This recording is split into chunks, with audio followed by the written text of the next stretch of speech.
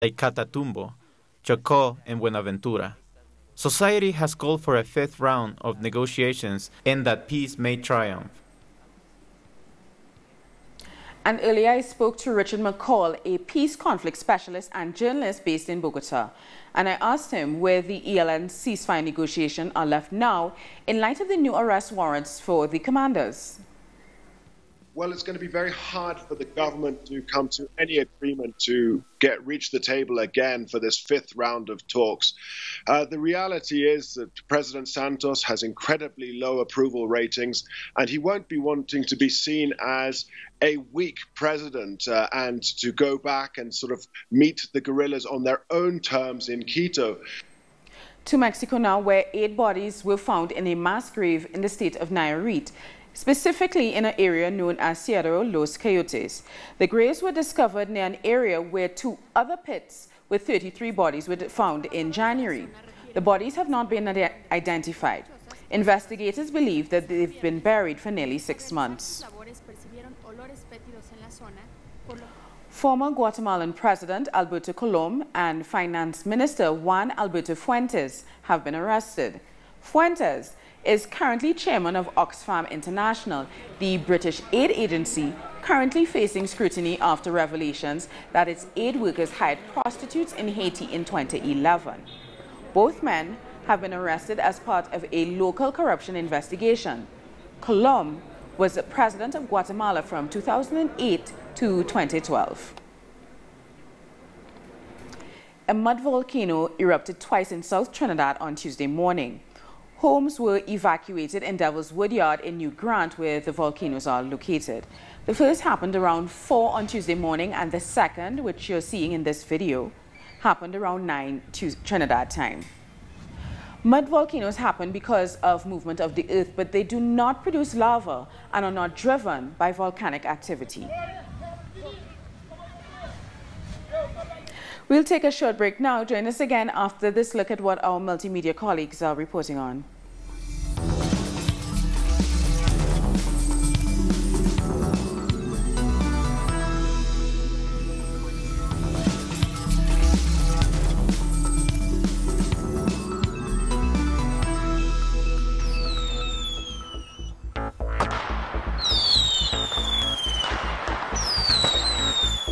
Maternal love is the love that's going to change the future of mankind.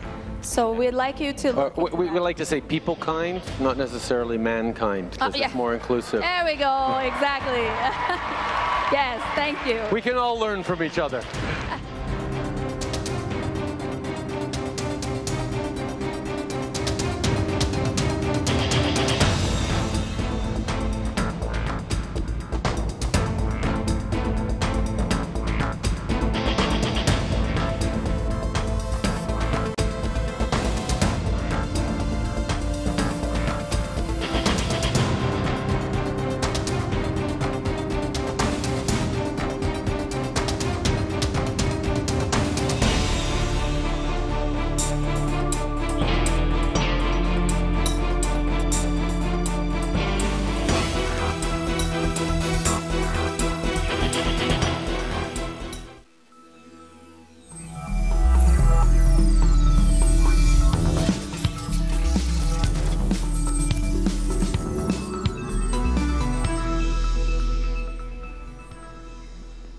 Welcome back. South Africa's ruling party, the African National Congress, has ordered President Jacob Zuma to stand down as head of state. The ANC wants the new party leader, Cyril Ramaphosa, to replace Zuma as president. The ANC General Secretary explained the party's position in a news conference. When we recall our deployee, we expect our deployee to do what the organization expects him to do. So I don't know what will happen, but let's leave it to President Jacob Zuma. Timelines, no, we were not going to him, but I think the NEC believes that this is an Asian matter, so it must be treated with agency. Israeli police have found enough evidence to recommend charging Prime Minister Benjamin Netanyahu with bribery and fraud in 2 corruption cases. Police evidence shows that for 9 years, Netanyahu received expensive gifts from a few supporters, and in return, he pushed for the so-called Milchan law, which ensures that Israelis who return to live in Israel from abroad are exempt from paying taxes for 10 years. Netanyahu has denied the accusations and says he's the victim of a witch hunt by left-wing opponents. The U.S. President Donald Trump is proposing to increase military spending from $74 billion to $716 billion. This would be the biggest military budget the United States has seen since 2011. It comes as part of Trump's new spending plans, which also include more money for homeland security and anti-immigration measures, while food and health programs for the poor are cut. Everyone in America. The U.S. Senate has begun a major free-for-all immigration debate, its first in nearly 5 years. It could decide the fate of 700,000 dreamer immigrants, young people brought into the country without papers years ago as children, under an order issued last year by Republican President Donald Trump. The dreamers could be deported after March 5th. On Sunday, New York's Attorney General sued the Weinstein Company and Harvey Weinstein, alleging his years of sexual assault and misconduct by the movie mogul created an unsafe workspace. The move could jeopardize talks on the potential sale of Miramax Studio, which Weinstein co-founded. He was one of Hollywood's most influential men before more than 70 women accused him of sexual misconduct. And now let's have a look at some other stories making headlines around the world. Thousands of mourners have attended funeral prayers for Pakistani human rights campaigner Asma Jahangir. Jahangir faced death threats for fighting for unpopular causes and was jailed in the 1980s for her pro-democracy work during military rule. She died at the age of 66 on Sunday. Thousands of women have taken to the streets of Afrin in northern Syria to protest against Turkey's military campaign in the region. Protesters held banners and chanted "Erdogan is the killer of civilians" as they marched down Afrin streets, 25 days after the start of Campaign Olive Branch. Today, the women of Afrin protest against Turkish war attacks and the terrorists who support it. Today, women decide their fate again. As women lead the revolution, women will also lead a way out of this crisis. Pro-Kurdish activists have occupied the German Social Democrats Party, or SPD, headquarters in Hamburg to protest against German weapons exports to Turkey. The activists held banners from the balcony and called for an end to arms exports to Turkey, a withdrawal of weapons permits, and a lifting of the ban on the Kurdistan Workers' Party. Yemeni children have protested outside the United Nations building in Sana'a to demand a stop to the war and a return to regular food and aid supplies into the country.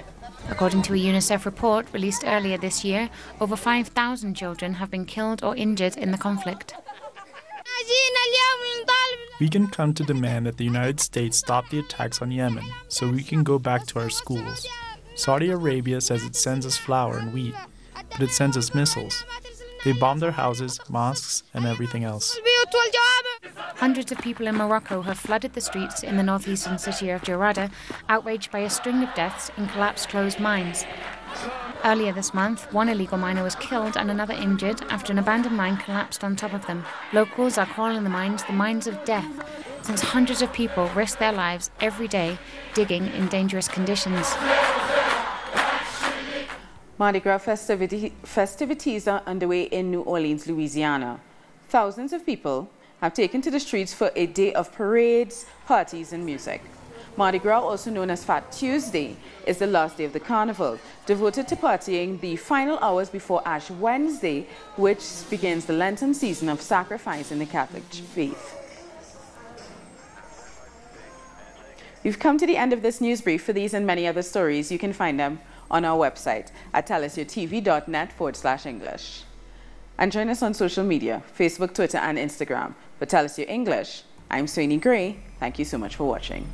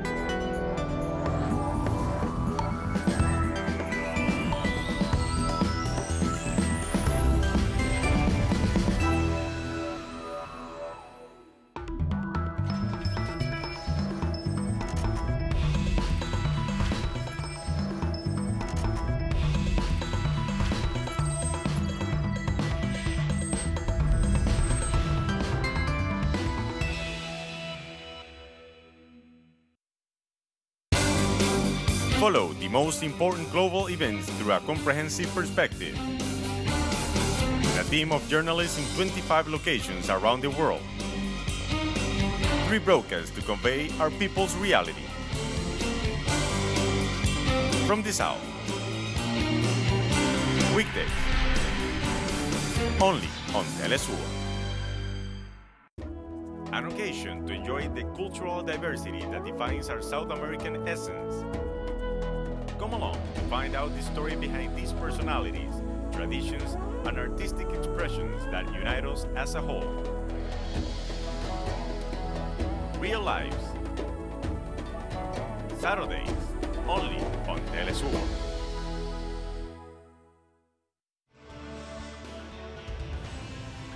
In a world infested by inequalities, abuse of power, and injustice, the American journalist Abby Martin covers the struggle for fundamental rights worldwide, deepening into the search of files which uncover the empire's strategies through our screen and web platform in English.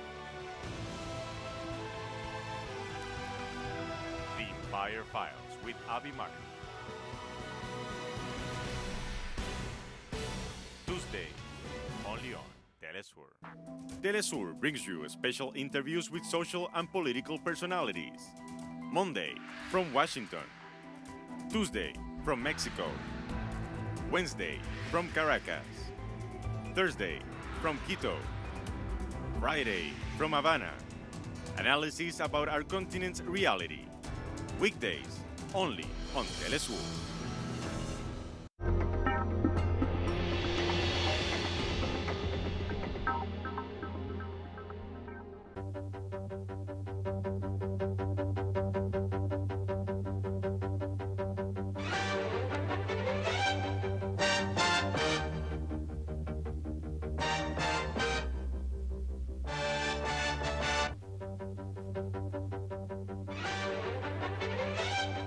Salud amigos, tripulantes de nuestra querida, contaminada y única nave espacial. La misma que desde la última vez que nos vimos por Space Navs, which since the last time we met to turn around on its axis and continues generating events in pleno desarrollo. Our guest, you know that when I'm sitting, we have a guest, is Atilio Borón. As you know, Atilio Borón has been in the program many times. He's a very well-known politologist and sociologist of Argentina, and he belongs to that group of people who defends humanity. But if I tell you his story, we're going to finish the program. Welcome once again. Thank you. It's great to be here. What are you doing lately? I am studying how the decadence of the U.S. empire is taking place. Well, it's a great topic. We know that you are studying it deeply because, as you usually do, we know this is a decadence because of his very interesting president and I would like to start showing this graph because maybe this could give you an image of why we can seriously talk about the decadence of the empire, because many times when people listen to me and you criticizing this loss of power in the United States and in the world, they think that it's because of ideology, leftist Chavist visions. But this is why I want to show objective elements. One of the two most prestigious magazines of the academic and diplomatic establishment of the United States is Foreign Policy and Foreign Affairs. Both are the main magazines. They have been publishing for a long time. This graph that is here, that proves the situation of the United States in the international arena. It has 5 positions. The first, number 5, that says USA, USA, because it's the the cry of the fans in the Olympic Games. That means that we're in the best of the worlds. The needle could go to number 4 that says decline, scheme decline. We're going to be just fine. Then the needle has number 3 that says stay calm and carry on. But now foreign policy that has no leftist or Chavist or revolutionary, it's the pure academic establishment, says being a superpower was nice while it lasted. It's a cliche. It was nice while it lasted. This is a very American cliche. And there's a last point. I just read what this magazine publishes that says, we're totally screwed. Start learning Mandarin. Well, this is great. Well, let's start learning Mandarin. So I think it's worth for us to think in this context, the emergency of Donald Trump. And what does Donald Trump mean? It's a character we don't like. I know you don't like. I don't like him. I think he's hateful, racist, homophobic, many things. They say he's crazy. I think that he makes us believe he's crazy, even if he could be a little. But a crazy guy could be very intelligent, and a guy who is not crazy could be stupid. And I could give you 2 examples of U.S. presidents. George Bush's son, which was a stupid guy, but he wasn't crazy. Nobody said he was crazy. This one is crazy, but my impression is that he is very intelligent, that he has noticed while Obama, Hillary, and everybody continued floating in the illusions of free trade agreements, he's noticed that the United States is coming down, and that's why his campaign slogan, "Let's make America big again," is the reflect of that foreign policy places clearly in a graph. We still need one place to start learning Mandarin. He interpreted this much better than Obama, Hillary, and of course the other presidents. So we have this character now in the White House, a guy that comes from the deep economic establishment in the United States, a super millionaire, multimillionaire, but has no experience in political life, unlike other entrepreneurs, presidents we've had in Latin America. For example, Mauricio Macri in Argentina, Sebastián Piñera. These people had experience. Macri, 8 years, was the head of state in the city of Buenos Aires. Trump has no experience in public management. He wasn't member of council, congressman, he wasn't governor, he wasn't anything in the public arena, but with a more certain diagnosis than that made by the Democrats and Hillary Clinton, who continued thinking that the United States was a power that was in its summit consolidating world hegemony, when the truth and reality shows everything on the contrary. Anybody who sees your programs, when you said that to leave from Syria, Russia, Iran, and Syria, meeting in the Middle East, in the worst Middle East crisis, the United States is not playing. This is a clear sign that it is no longer the essential actor that balances international topics. Of course, the United States is still an important player, but not what it was before. That's why the idea of declining is so important, and this is why this man, I insist that he makes us think he is crazy, said it clear. What he did in his campaign, he didn't even bother to go to California because he knew he was going to lose anyway. He didn't make any campaign in New York either because he knew he was going to lose there also. because he was against the political liberal establishment. He knew that New York Times wasn't going to support him, as well as CNN, Wall Street Journal. So he focused on the states where the Americans who paid the terrible cost of this neoliberal illusion that created serious problems in Latin America, but also in the United States. So when he went to Detroit, which is the cradle of the automobile industry, which was the power of the United States, Detroit, in the beginning of the 60s, produced 6 million cars per year. Now it produces 0. And you can see General Motors, Ford, Chrysler establishments completely abandoned. So the guy goes there and he says, they have robbed our technology. And he's right. We'll see why later. Because of a problem of U.S. American universities. They've robbed our jobs that are now in Malaysia, China, Singapore, India, etc. They've robbed our companies.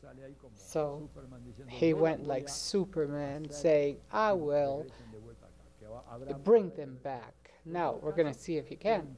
But in any case, he had an impact in that sector in Ohio, in Pennsylvania, something that the Americans call the Rusty Belt. The large companies, old large companies that are now decadent. So he went there. He knew that probably he wouldn't win popular votes, but the United States is not a democracy. It's an indirect vote. Some guys in the electoral councils vote. This is how they robbed the votes in Florida for Bush's son to arrive to the presidency. He could have arrived in a helicopter with a tie, but they brought the election to Al Gore, who was an honest man that didn't manage to. He didn't want to fight. And they took almost 1 month to call Bush a president. The U.S. system is terrible. So this guy noticed how it was. He said, I want to win the electoral schools. And they won. He won them. Now, why did he win like that? First, because of the great failure of Barack Obama. We have to say it. One of the great fiascos of the last times has been the presidency of Peace Nobel Prize, Barack Obama. Where did he fail? In 4 essential topics that he had in his agenda as the most important. The economic reform to revert the terrible trend to the concentration of income produced in the last 25 years in the United States. I'll give you just one data. Otherwise, we would take all the program. In real terms, controlled by inflation, the minimum wage today in the state of New York is the same as in 1974. The same minimum wage. The only thing that it grew with inflation, but in real terms, the acquisition power, in real terms, there wasn't a penny more. And this is said by the National Office of Labor Relations, Statistics, National Labor Agency. They make all the analysis, and it's the same. Besides, economists of the establishment say that 90% of what the U.S. economy grew in the last 25 years remained in the hands of a very small sector, approximately 10% of the country's population. And that sector doesn't distribute anything. With this, Fontana Rosa said in this regard that the problem is not the unfair distribution of wealth, but it's the generous distribution of poverty. Fontana Rosa used to say this. So in the United States, poverty was very well distributed. Obama did nothing to stop that. The trends continued and deepened. So the economic reform failed. financial reform failed.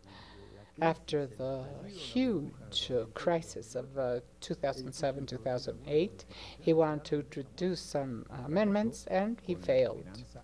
And he failed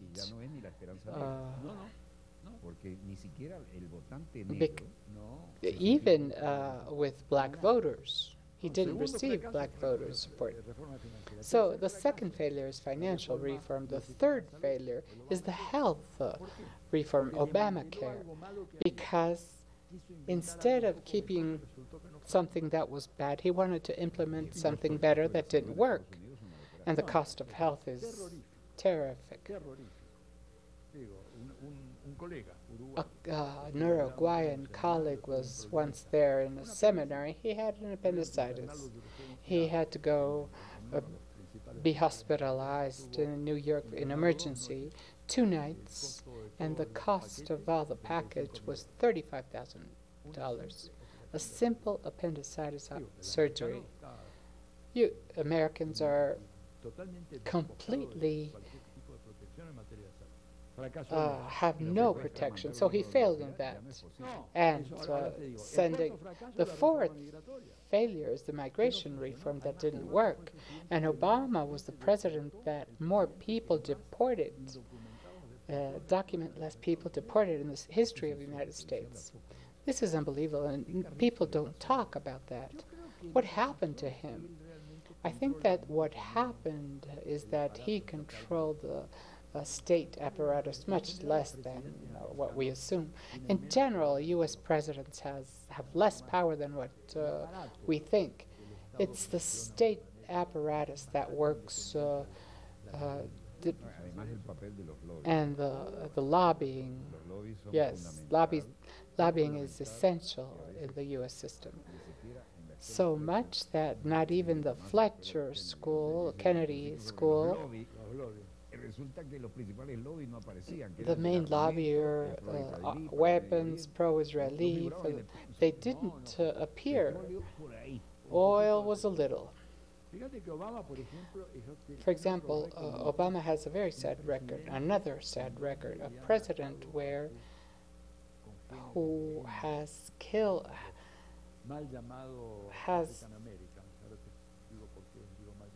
African American dead people with the highest number.